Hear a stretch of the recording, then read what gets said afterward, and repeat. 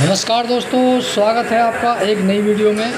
दोस्तों, alignment machine पर लगी हुई है मारुति की आर्टिगा। तो आज इसकी अलाइनमेंट के बारे में बात करेंगे।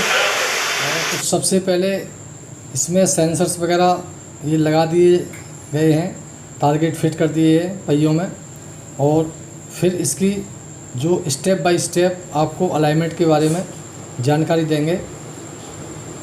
तो सबसे पहला जो स्टेप होता है वो होता है स्किप आरओसी का, यानी गाड़ी को आगे पीछे किया जाता है। तो पहले स्टेप में गाड़ी को आगे पीछे करेंगे, इसलिए स्किप आरओसी बोली जाती है। और इसके बाद जो दूसरा स्टेप होगा वो होगा ब्रेक लॉक करते हैं। तो यहाँ पर ब्रेक लॉक कर दिए हैं।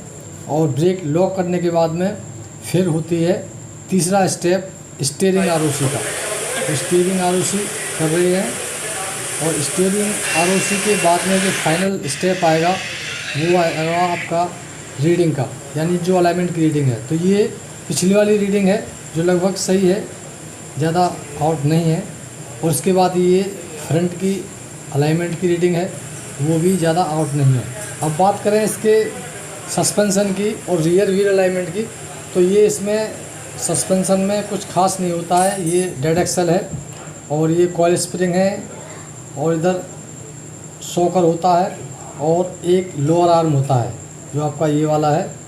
और इसके बुशेस वगैरह कई बार ख़राब हो जाते हैं या डेड एक्सल बेंड हो जाता है। तो इसके बाद बात करते हैं फ्रंट व्हील अलाइनमेंट की। तो फ्रंट व्हील में इसमें केवल टो की ही एडजस्टमेंट है। तो टो इसकी ज़्यादा आउट नहीं है, वैसे थोड़ी सी आउट है, वो सेट कर देते हैं। पहले लेफ़्ट की कर देते हैं, उसके बाद फिर राइट की करेंगे। तो इसमें जो मेन प्रॉब्लम है वो है रियर व्हील में टायर घिसने की। कई बार हमारा जो टायर घिसता है और रियर व्हील की वजह से, तो उसकी अलाइनमेंट एक बार चेक कर लेनी चाहिए। तो ये हमने इसकी अलाइनमेंट सेट कर दी है और अलाइनमेंट ओके है। तो फिर मिलते हैं नेक्स्ट वीडियो में एक नई जानकारी के साथ। तब तक के लिए जय हिंद, जय भारत।